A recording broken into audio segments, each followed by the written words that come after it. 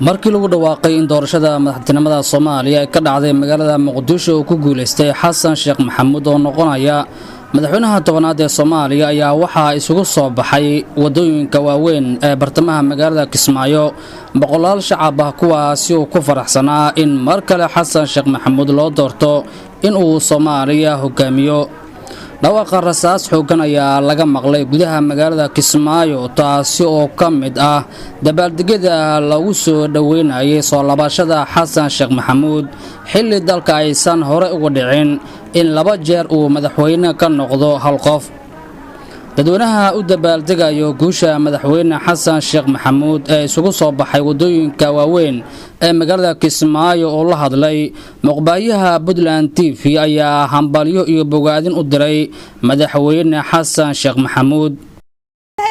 حسن شيخ محمود إلا يتدبر أفقه ومصار إلا يتدبر ومعور إلا يتدبر حسن شيخ محمود manigoo ah Faadimo Cali Faarax waxaan halkan uga hambalyeeynayaa madaxweynaha Soomaaliya cusub Xasan Sheekh Maxamuud annaga caawa waa habeen aanu gaalnay guul taariikhi ah guusha waxa noo soo hoyay madaxweynaha Jubbaland Axmed Maxamed Islaan asagana halkan uga hambalyeeynaya hambalyo guul maanta waa maalin taariikhi ah waa habeen aan isdhihi karno dadka reer Kismaayo waxay ku habeensadeen ama ay ku waabarisanayaan madaxweyne cusub oo isdhihi karno waa madaxweynihii dadka isu keeni lahaa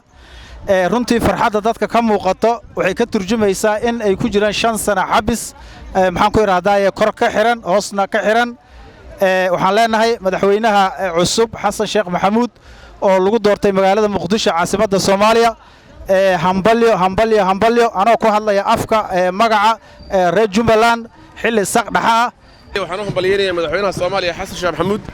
waxaan ummadda Soomaaliyeed kale ugu hambalyeenayaa inuu Ilaahay dhaafiyo qodaxdii Soomaali ku taagneed Maxamed Cabdullaahi Farmaajo inuu ahaa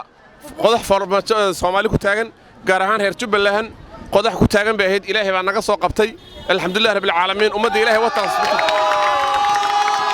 Jubbaland guul Soomaaliya guul Jubbaland guul ninka Ilaahay baa dhaafiyay Xasan Sheekh Maxamuud hambalyo ilaa isaaka meeshan ku fadhiisanayaan fadhina وانا كوكولا ستي قول حسن قول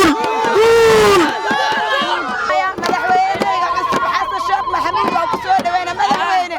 كي وحنا قبته الله كان مدحوينه وكسود وين مدحوينه كي لو نصالا كان مدحوينه ما عندنا بيه ما نعبد عالم انا عبد حتى وحن عبد اي ورثه مدحوينه حسن الشيخ محمود لانداري قول يا دوانيمو قول يا دوانيمو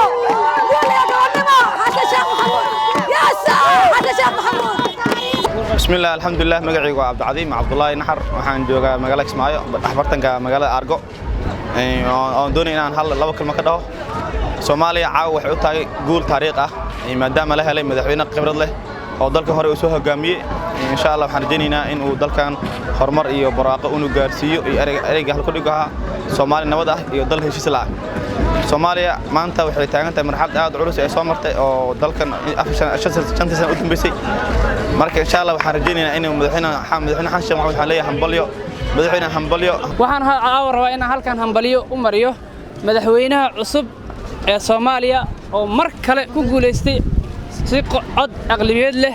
xilka madaxweynenimada Soomaaliya Xasan Sheekh Maxamuud waxaan ku leeyahay oday soo dhawow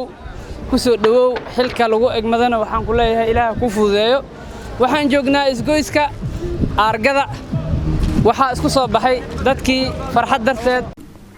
Xasan Sheekh Maxamuud ayaa waxa uu noqonayaa madaxweynihii ugu horeeyay ee mar labaad ku soo laabtay xukunka dalka wuxuuna xilka kala wareegayaa